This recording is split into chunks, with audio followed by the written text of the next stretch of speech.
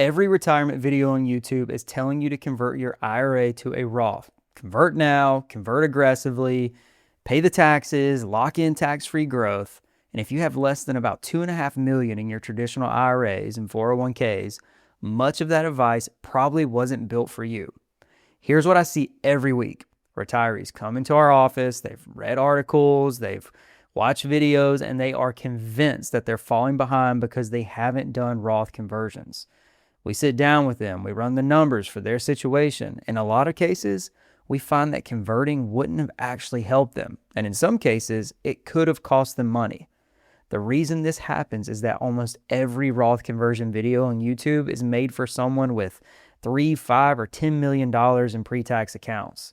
And for that person, the math often works. For a lot of people below that line, the math looks very different. And in this video, I'm going to walk you through the 5 reasons why so you can finally make peace with not doing what everyone is telling you to do. My name's Tyler Batts. I'm a financial planner, and I work with people on this exact question every week. Let's get into it.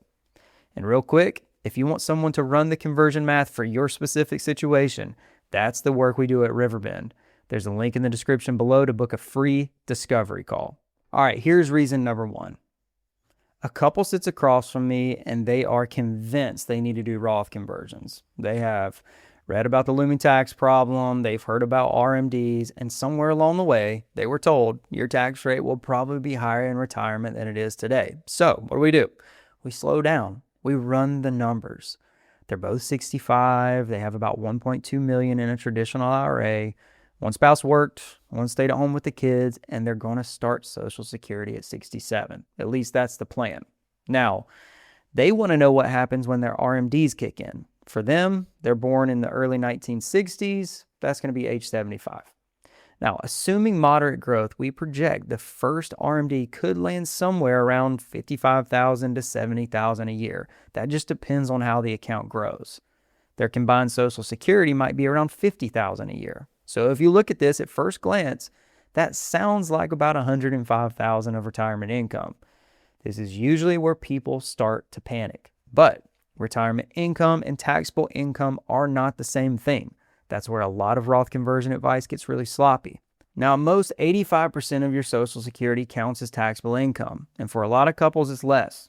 Then we can apply deductions a married couple over 65 gets every single year. After all that, their taxable income often lands much lower than people expect, and it's usually right in the same brackets they were already in while they were working.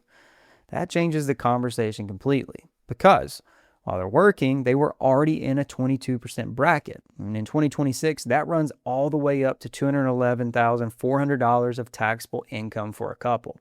So, if they aggressively convert large chunks of their IRA today, they may be paying 22% now to avoid income that would have been taxed at a similar, maybe even lower rate later. Now, that's not automatically good planning.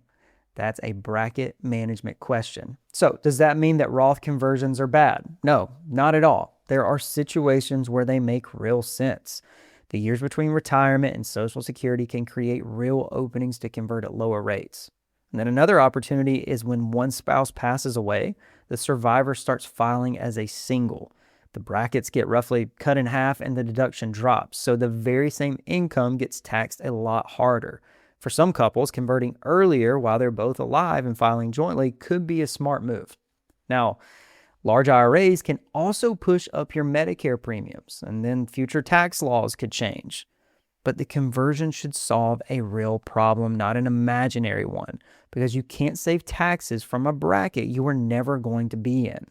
And for many retirees with $1 to $2 million in pre-tax accounts, that scary looming future bracket that they're afraid of, it just doesn't show up in the math.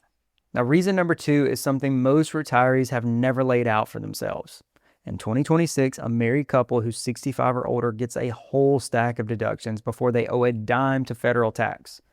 You start with the standard deduction, that's $32,200.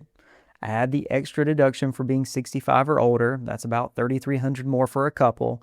Then add the new senior bonus deduction from the 2025 tax law, and that's up to $12,000 more for a couple as long as your income's modest. So if you stack all these together, a 65-year-old couple could shield roughly $47,000 of income from federal tax every single year. That's before we even count the part of Social Security that isn't taxed. Now, here's why that matters for conversions. Let's say a couple has $1.5 million in an IRA. When the required withdrawals start, that's maybe $55,000 a year. A big chunk of that drops right into the low tax and no tax space those deductions are creating. So when someone converts aggressively before retirement, they shrink that future IRA. Smaller IRA, smaller future withdrawals. And sometimes that means they gave away the cheap space they were already going to get and paid 22% or 24% today to do that. That's the piece people miss. You can end up prepaying tax on money that was going to come out at a much lower rate or close to nothing down the road. Now, does that mean conversions are always wrong? No, but the deductions you get every year in retirement are a part of the math, and most conversion advice ignores it. Reason number 3 is a part almost nobody runs correctly. When you convert, you pay the tax bill today. That's usually out of a savings or brokerage account. That money leaves your pocket now. The pitch is that you're buying tax-free growth inside the Roth, and that part is true. But here's what the pitch skips. If you had just left that money in your traditional IRA, it would have grown the exact same way. The only real difference is when you pay the tax. Is it now or later when you pull it out? So the whole decision comes down to one question. Is your tax rate today higher or lower than it will be in retirement? If your rate is going to be higher, then converting can win. If your rate's going to be about the same, then maybe it's close to a wash. And if your rate is going to be lower, which is the case for a lot of retirees under $2.5 million, then you just prepaid a bigger tax bill to avoid a smaller one later. Think about that. Could you imagine paying 22% or 24% today to dodge a bill that could have been 10% or 12%? That is not savings. That is a loss. And remember, the dollars you hand the IRS today are dollars that cannot grow for you anymore. For most retirees in this range, the future rate simply isn't higher, so the upfront cost rarely pays off.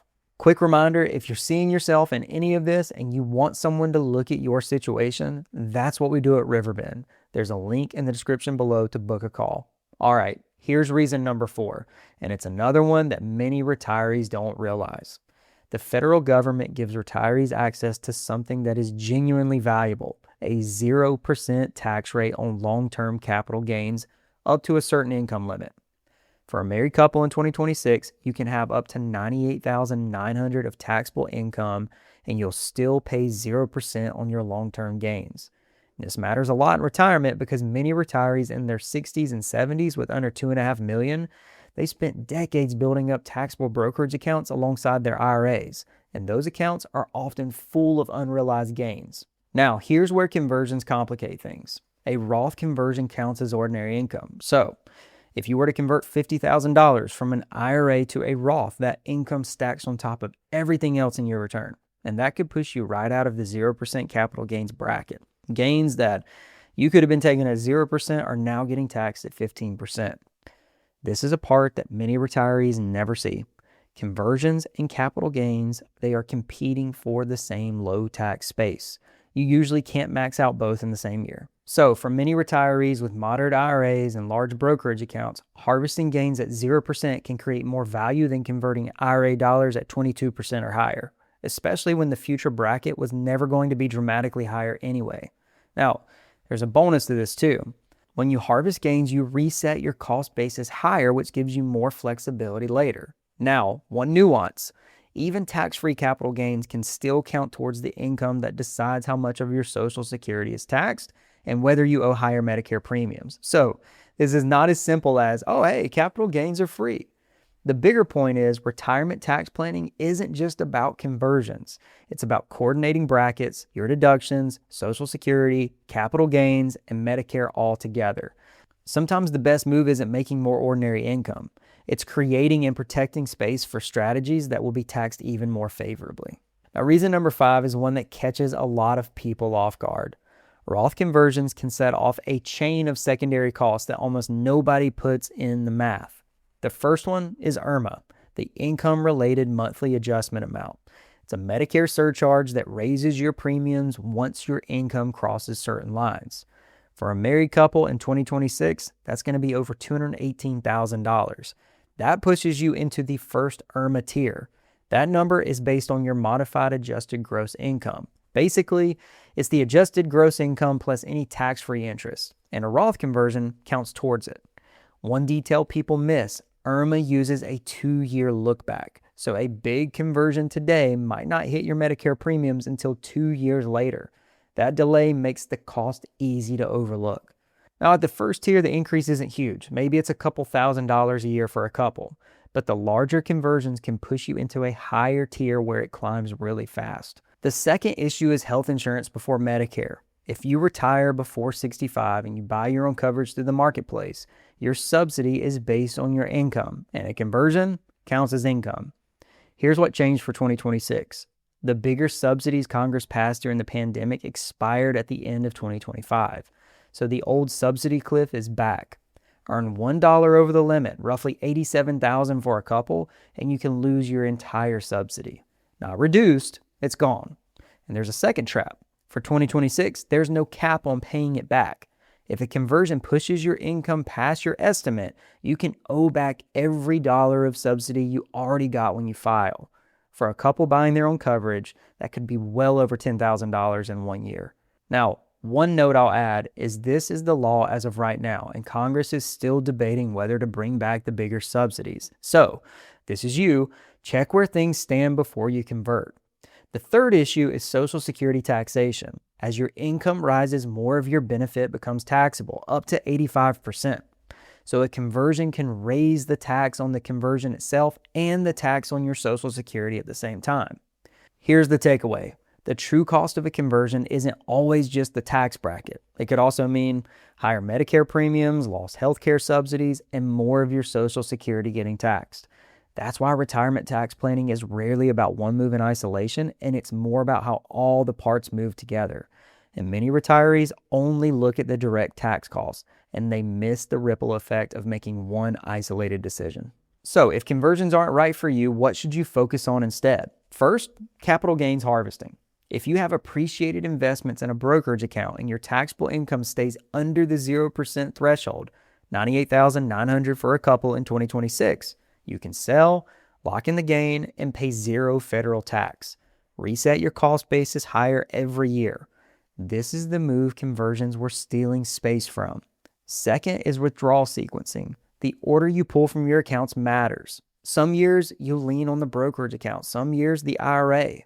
The goal is to keep your taxable income in a sweet spot every year, under the IRMAA line, with low tax on your Social Security, using up your deductions. Third is qualified charitable distributions. Once you're 70 and a half, you can give money straight out of your IRA to a charity. It doesn't count as income, and it counts towards your R&Ds. Here's the part people miss. You can do this at 70 and a half, even though the RMDs don't start until 73 or 75. So there's a window to lower your taxable giving before the RMDs even begin. If you're charitably inclined, this is one of the most powerful tools retirees have. And for the right person, it does part of the same job. It lowers the taxable money coming out of your IRA without the upfront tax hit. Now, none of these are exciting. None of them are making for clickable headlines, but they are the moves that actually work for retirees under $2.5 million. They control your bracket without paying huge taxes up front. They protect the free deduction space, and they don't trip IRMAA or blow up your healthcare subsidies. The reason nobody talks about these as much as conversions is simple. They're just not as dramatic. There's no story about locking in tax-free growth forever, but they save more money for the typical retiree than any conversion strategy ever will. So now you know why conversions aren't the right move for most retirees under $2.5 million in pre-tax savings. But the bigger question that brought you here is probably the one that keeps most retirees up at night. Do I actually have enough? I made a video right here that walks you through how to answer that for your situation. Not with a generic number like 2 million or 8 times your salary, but with 3 numbers that fit your real life. And if you want to know whether you're really ready for retirement, that's the video I'd watch next. I'll see you there.